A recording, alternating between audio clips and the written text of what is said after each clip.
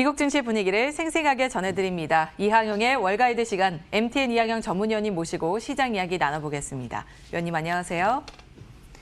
위원님 크리스마스 어떻게 잘 보내셨을까요? 네, 잘 보냈습니다. 시청자분들 잘 보내셨는지 모르겠습니다. 네, 아마 잘 보내셨을 겁니다. 이번에는 그다지 분위기가 썩 많이 나진 않았지만 그래도 크리스마스는 또 크리스마스더라고요. 그러니까요. 네. 그리고 이제는 2020년의 마지막 주간을 맞이했습니다. 그런 의미에서 지난주를 잘 정리해보고 마지막 주를 또 힘차게 시작해봐야 될 텐데요. 지난주는 일단 목요일장에서 미국장이 이제 마친 건데 좀 조기 폐장을 했습니다. 한 주간 증시도 살펴주시고 목요일장도 한번 봐주시죠. 네, 맞습니다. 지난 목요일 날은 미국 시장 기준으로 보면 미국 시간으로요. 1시에 마감됐기 때문에 그 정규장에 한 반밖에 거래가 없었습니다. 늘 이런 조기에 폐장하는 날은 거래가 좀 한산하기 때문에 시장이 큰 영향은 없는 날로 우리가 여겨졌었죠. 다만 2년 전에 이제 주가가 급락했던 경험이 있기 때문에 만에 하나 시장에 또 어떤 일이 벌어질지에 대한 경계심이 분명히 있었습니다. 가장 큰 것은 역시 브렉시트가 과연 타결될지의 그런 우려가 있었는데 여튼 그것들이 최종 시한을 앞두고 극적으로 합의되면서 일단 그런 것도 시장에서 큰 악영을 미치지 않고 오히려 조금이나마 긍정적인 요인으로 일단 마감됐습니다. 3대 지수 모두 상승했습니다. 다만 나스닥이 사상 최고가까지는 아직 약간 또 모자라는 그 정도였고요.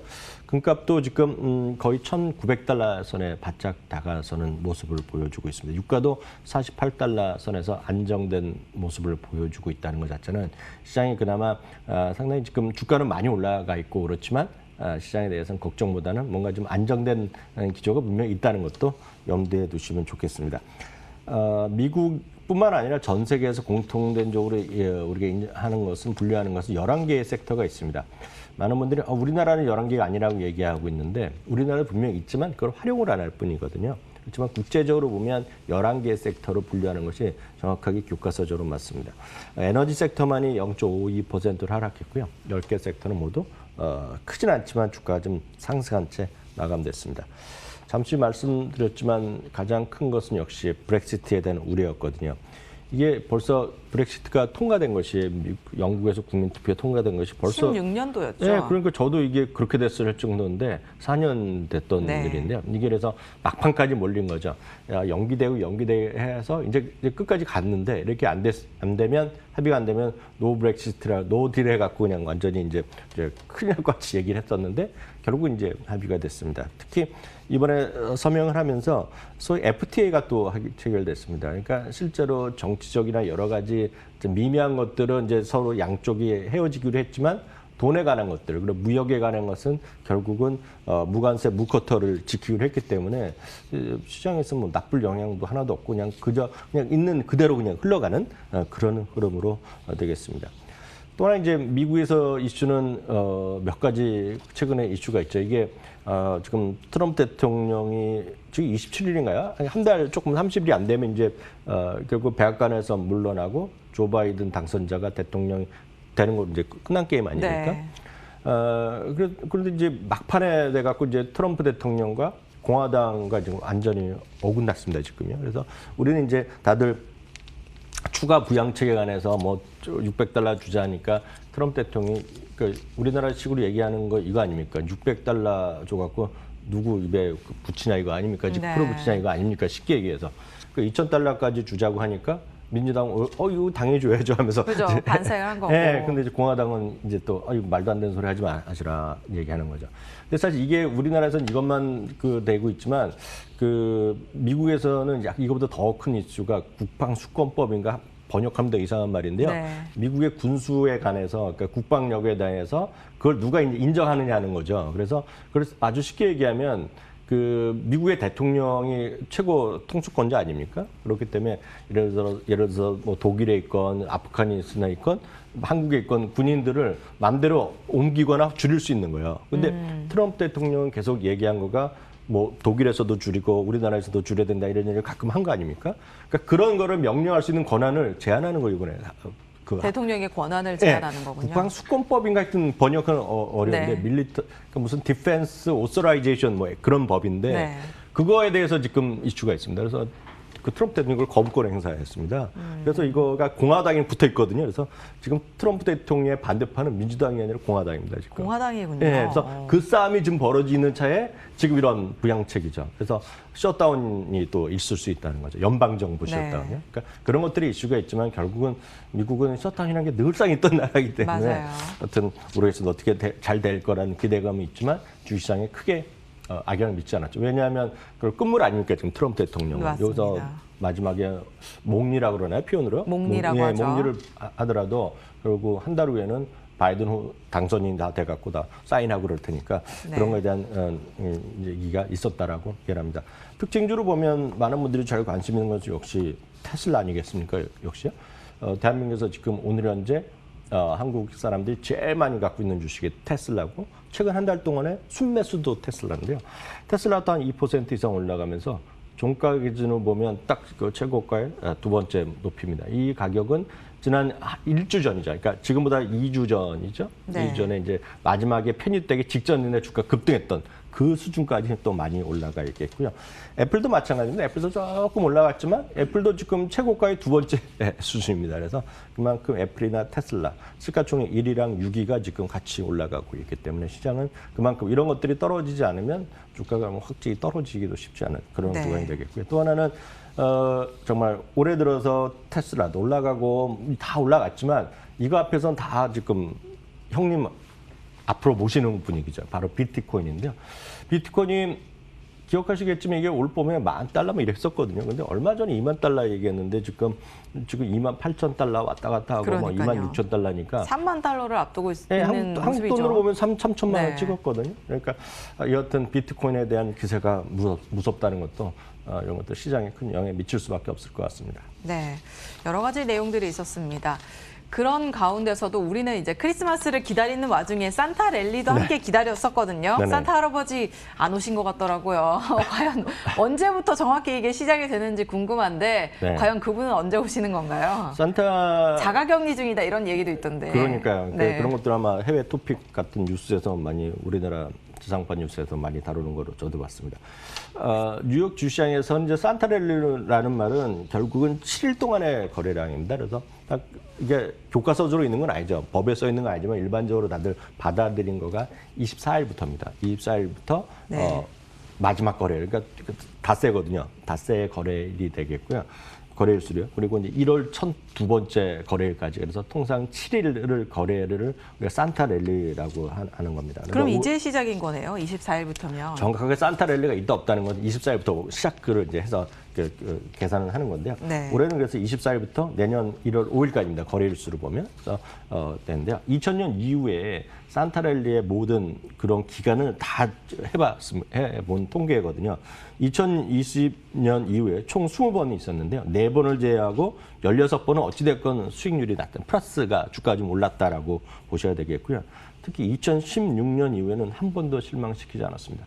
특이한 것은 2018년 크리스마스 이브 날 폭락을 했었지만 결국 다 회복했다는 얘기죠. 그래서 그만큼 산타랠리의 가능성, 그러니까 폭은 모르겠으나 플러스가 난 건 분명하다라고 보셔야 되겠습니다. 네. 그럼 이제 오늘까지 포함해서 4일 남았거든요. 거래일수. 포함해서 이제 1월까지 보셔야 되겠는데요. 1월은 그동안 20번 중에 10번은 오르고 10번은 내렸고요. 작년에도 마이너스였거든요. 1월 달에는. 그러니까 너무 시장에 대해서 크게 기대하시기보다는 그냥 이제 겸손한 마음으로 주식 앞에서 그냥 바라보시면 되겠다 이렇게 말씀드리고 싶네요. 네. 그래도 우리는 그 올해 초부터 조금 힘겨운 일을 겪었기 때문에 산타 네네. 할아버지가 좀 보상 심리로 보상을 해주시지 않을까 생각을 했는데 일단은 기다려 보겠습니다. 자, 그리고 또 알리바바가 홍콩 증시에 이어서 뉴욕 증시에서도 급락세를 보였습니다. 알리바바에 관련해서는 중국 당국의 반독점 조사라는 이슈가 있었죠. 네, 맞습니다. 그 반독점 조사라는 것에 대해서 반독점에 대해서 이거 나쁜 거다 얘기할 사람은 한 명도 없습니다. 반독점 자체라는 것이 독점을 한다는 것 자체가 사업하는데 일단 나쁜 거 아닙니까? 특히 공정 경제를 반하는 것 때문에 큰 이슈일 수밖에 없습니다. 다만 이게 미국이나 서양은 유럽은 워낙 이렇게 오랫동안 이게 큰 문제죠. 그래서 이슈였습니다. 그래서 미국에는 독점을 어떤 반하는 행동에 대해서 상당히 사회적으로 비판을 많이 받는데 중국이나 이런 지금 공산당 국가이기 때문에 그 공산 체제이기 때문에 좀 시각이 달랐는데 이제 미국, 중국도 이런 동점이나 이런 것에 대해서도 이제 경고하고 이런 방향으로 나가겠다는 거죠. 그래서 이 방향성은 분명히 맞는데 문제는 이제 공산당이 하고 있기 때문에 네. 이거에 대해서 목소리가 많은 거죠. 특히 한 달 됐나요? 그 엔트그룹의 상장을 IPO를 전 세계에서 가장 큰 IPO다라고 흥분했는데 바로 전날 못하게 했잖아요. 그것도 이제 나중에 알려본 거 보면 어찌됐건 시진핑 주석이 직접 명령했다는 얘기가 그런 얘기가 나오고 있습니다. 그러다 보니까 지난주였나요? 뭐 사실관계 모르지만 뉴스를 아마 많이 보셨을 것 같습니다. 이 잭마요. 그러니까 마인 회장이 엔트그룹의 상당 부분의 지분을 공산당에 헌납할 생각 계획돼 있었다. 뭐 이런 얘기예요. 네. 그러니까 우리를 보면 상상이 안 되지 않습니까? 무슨 뭘 하는데 뇌물을 먹이는 것도 아니고 이럴 수 있는데 좀 대대적인 뇌물이죠. 대대적인 네. 뇌물인데 이게 또 알고 보면 또 그렇지 않을 수도 있다는 걸 여러분들 중국 주식 하신 분은 좀 아실 것 같은데요. 중국 주식에 상장돼 있는 큰 주식들의 상당 부분은 네. 대주의 상당 부분이 이미 공산당이 갖고 있습니다. 주식을요. 그래서 공산당은 이제 우리 보면 중앙공산당이라나요? 제일 네. 대표가 있는 것도 있고 지방공산당도 있는데요. 많이 있습니다. 그래서 저는 이제 중국 주식을 솔직히 큰 관심 없지만 그래도 알 거 아닙니까? 여러분들 중국 주식을 예전에 후광통할 때 많이 하셨던 분이나 전문가들이하고 많이 들어보면 항상 포인트에 중국 주식의 모든 관련된 책 보시면 이런 말이 들어갑니다. 이 기업은 안전하다는데 이유가 뭐냐면 중국 공산당 지분이 들어가 있습니다. 그래서 오히려 안전한 기업으로 얘기하는 것이 중국 공산당입니다. 그래서 후광통 하시는 분은 그거 좋다고 얘기를 많이 하고 있는데 그건 이제 그분들의 생각이고 우리 이제 미국이나 이런 쪽에 있는 분들은 이해가 잘 안 되는 거죠. 무슨 상장을 했어요. 공산당이 들어가 있네. 그렇죠. 근데 많이 대부분의 이렇게 큰 주식들은 다 들어가 있거든요. 그걸 오히려 좋다고 얘기합니다 지금. 그래서 그런 상황이라고 일단 이해하셔야 되겠고요. 참고적으로 제가 말씀드렸고요.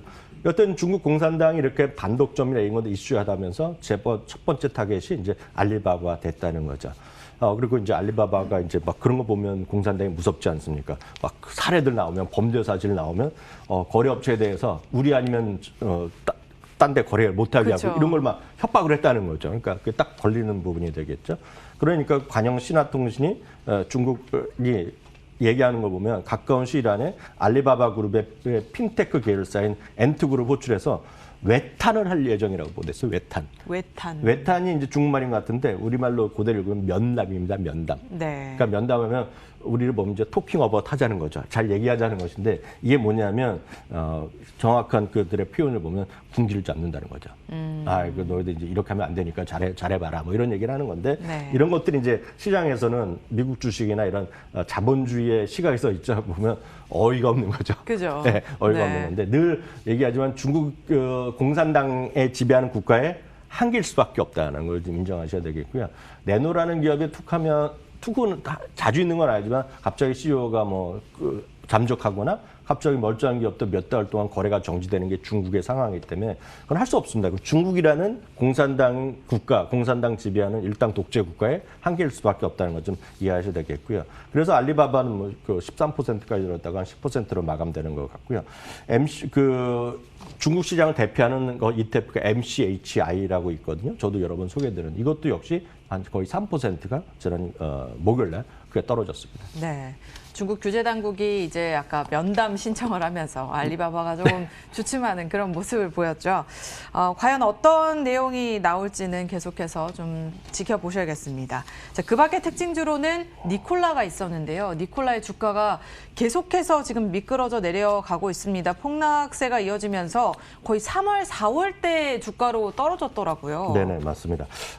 그 전날 저희가 이제 수요일날 방송할 때도 주가가 크게 떨어진 걸 말씀드렸는데요. 네. 리퍼블릭 서비스라는 곳과 이제 파트너십이 있었는데 그게 이제 파기된 거 아닙니까? 그러면서 이제 좀 어긋났죠. 사실 첫 번째 어긋나기 시작한 거는 이제 GM과의 어떤 이런 것들이 관계가 틀어지면서 이제 주가가 떨어졌는데요. 여하튼 그 영향에서 지금 벗어나지 못하고 있습니다.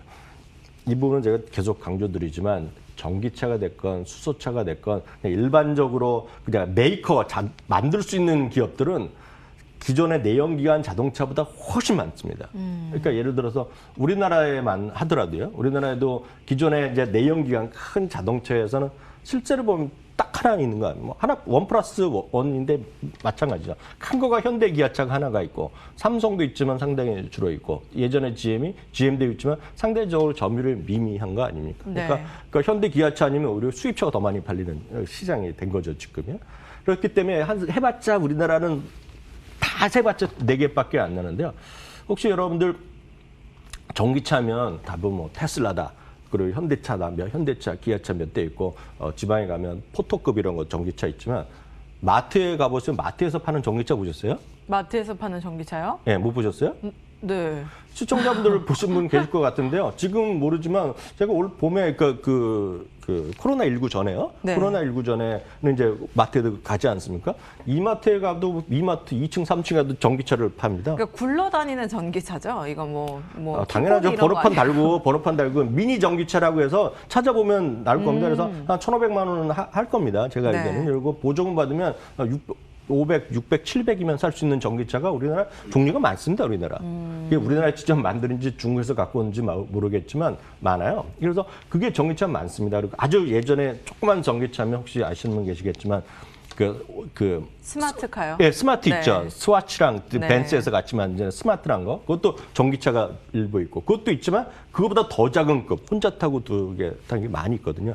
제가 왜 길게 말씀드리냐면 전기차나 수소차가 됐건 이런 것들이 만드는 메이커 자체는 많이 늘어날 수밖에 없고 그렇기 때문에 하루가 멀다 하고 일주일이 멀다 하고 미국에서 전기차 관련주가 상장하는 겁니다, 지금요. 그래서 많이 있습니다. 그래서 그게 중요한 게 아니라 계속 말씀드리지만 테슬라를 좋아하는 사람들, 테슬라를 막 $2,000 간다고 막 얘기하는 사람들은 자동차 메이커라고 얘기하는 것이 아니라 IT면서 네트워크이고 소위 이 에코시스템의 중심 있는 회사라고 얘기하는 거거든요. 네. 그래서 여러분들이 그런 걸 판단하실 때는 과연 그 기업이 니오면 니오가 아니면 리오토면 리오토가 그렇게까지 커질 수 있느냐만 갖고 판단하시면 되겠고요. 그냥 전기차 관련주는 전 세계에서 제가 봤을 때 한 1,000개 정도 있을 겁니다. 전기차 와, 관련주. 진짜 그래서 많아졌네요. 그만큼 훨씬 더 많기 때문에 좀 여러분들 좀 냉정하게 이번은 보시라는 이 말씀드리겠습니다. 내용 약간 밑줄 그어놔야 될 것 같아요. 녹음해가지고 되게 좋은 말씀 해주신 것 같은데. 1,000개를 네. 나중에 1,000개가 아니라고 따지신 분 계시기 때문에 밑줄까지는 아니지만 제가 약간 강조드렸지만 엄청 많다는 거죠. 여러분 이마트에서 이마트 전기차 보면 아마 검색해서 금방 나올 겁니다. 아마. 네. 돌아다녀요 지금. 네. 그래서 많이 쓸 수 있다. 그래서 수천 개로 바꾸죠, 그럼. 수천 개. 네. 제가 봤을 때 한 5년 되면 1,000개는 분명히 가능성이 있습니다. 개인으로 다 만들 수 있는 거죠. 네. 그 정도라고 보셔야 되겠고요.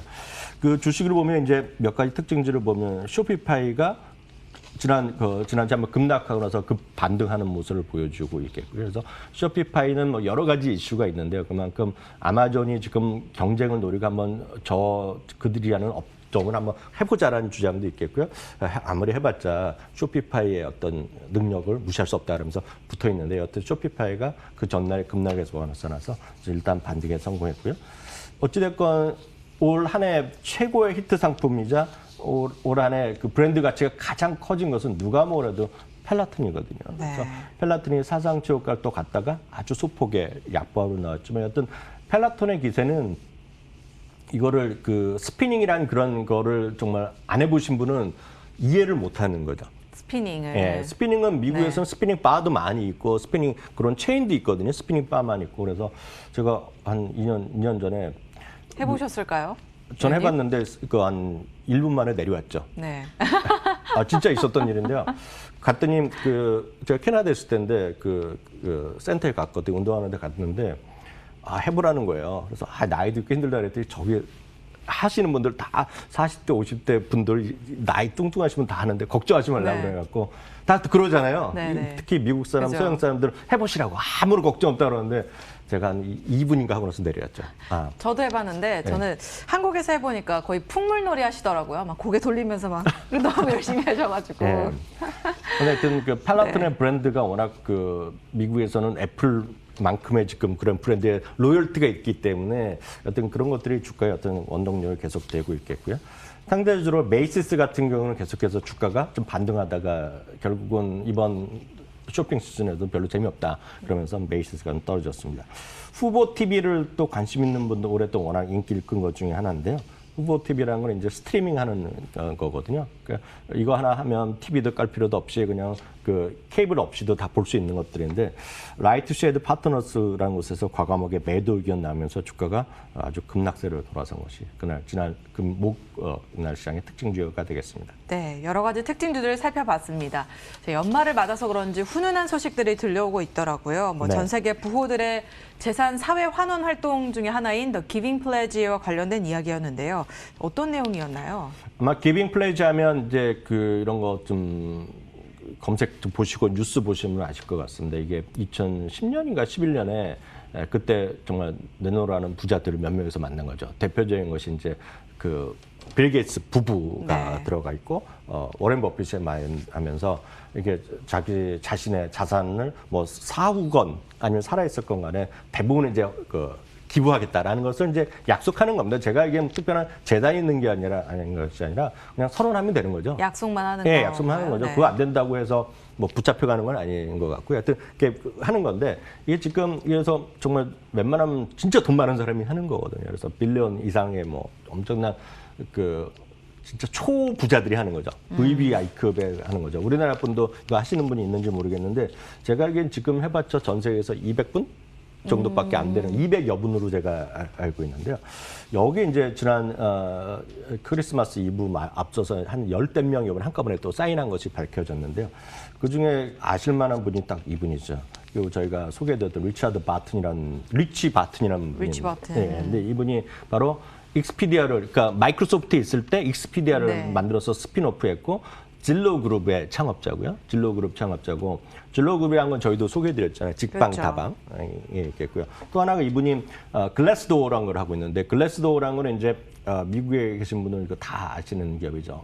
기업이 얼마나 좋은 회사인지를 판단하는 거거든요. 이게 이 좋은 기업이라는 의미가 그냥 월급 많이 주고 이런 것이 아니라 얼마만큼 직원들 사이에 어떤 것도 잘 되고 사회 공헌하고 이런 걸 갖고 판단하는 게 글래스도어로 알고 있거든요. 이걸 창업해서 상당히 여기 다니는 사람들의 뭐랄까 만족도도 높은 걸로 제가 알고 있는데요. 여기에 만든 리치 바튼이라는 분이 이번에 기빙 플레이즈 했겠고요. 그래서 네. 늘 말씀드리지만 이게 저도 이제 좋아하는 그런 CEO 중에 한 명인데 이렇게 좀 훌륭하고 이런 사람들이 결국 주가도 올라가고 그런 거에다 판단을 맞는 거죠. 제가 이런 걸 계속 말씀드리면 이런 모든 것들이 결국 ESG 무브먼트 한복판에 있는 거다. 네. 그래서 이런 거 보셔야 되고 하나 더 말씀드리면 올해 최고로 인기를 끈 그리고 모든 것들을 많이 하는 거가 ARK 인베스트라고 있거든요. 네. 그러니까 자산운용사로 올해 가장 뜬 그룹이죠. 캐시 우드라는 분이 하고 있는 건데요. 그게 아크 인베스트가 얼마나 커졌냐면 올해 가장 많이 수익이 난 10개 자산 ETF 중에 그중에 3개를 아크가 하고 있거든요. 네. 거기에서도 지금 이 그룹을 지금 많이 갖고 있습니다. 진로우를. 네, 그래서 그만큼 이런 것들의 좀 사회 이런 공헌 이런 것들도 의미가 있을 것 같아서 오늘 한번 소개해드렸습니다. 네, 사회공헌, 사회환원운동과 관련한 내용도 함께 봤습니다. 자, 올해 크리스마스 최고 인기 선물은 뭐였는지 또 한번 살펴보고 싶은데 위원님, 네. 위원님은 최고 선물이 뭐예요? 머니 해도 머니? 현금이 제일 좋죠. 현금은 네. 좋은데 저한테 현금까지 주는 사람들이 없더라고요. 아. 그래서 어떻게 올해는 따님분 저희 센스 발휘해 주시면 될 것 같아요. 머니로. 저희 딸한테 연락 좀 해주세요. 대신에 아빠를 잘 모시라고. 네. 근데 항상 머니라고 얘기했지만 항상 보면 캐시입니다. 캐시. 그렇죠. 미국에서도 네. 설문조 사서 그러면 제일 받고 싶은 분은 현금이 캐시가 되겠고요. 현금 주기 약간 하면 뭘 주냐면 상품권을 주죠. 그렇죠. 예전에는 이제 종이 상품권이었는데 요즘은 카드 형식으로 되거나 아니면 이제 아마존 같은 경우 대부분 선물 주고받을 때 하면 이메일로 쏴주면 되거든요. 선물 주고 저도 해외 친지가 누가 결혼한다라 그러면 저나 집사람이 전부 다 아마존으로 보내주거든요. 네. 그래서 아마 받아보신 분 해외에 계신 분 많으실 거예요. 그리고 해외에서 국내로도 가능하더라고요. 네, 얼마 전에 보셨잖아요. 네, 저희 동생이 네. 이제 상품권 보내줘가지고 네. 고맙다 동생아.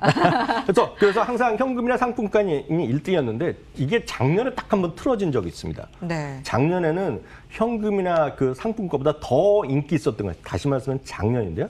작년에는 애플 아이팟 플러스였습니다. 왜냐하면 작년에는 살 수가 없었던 거예요.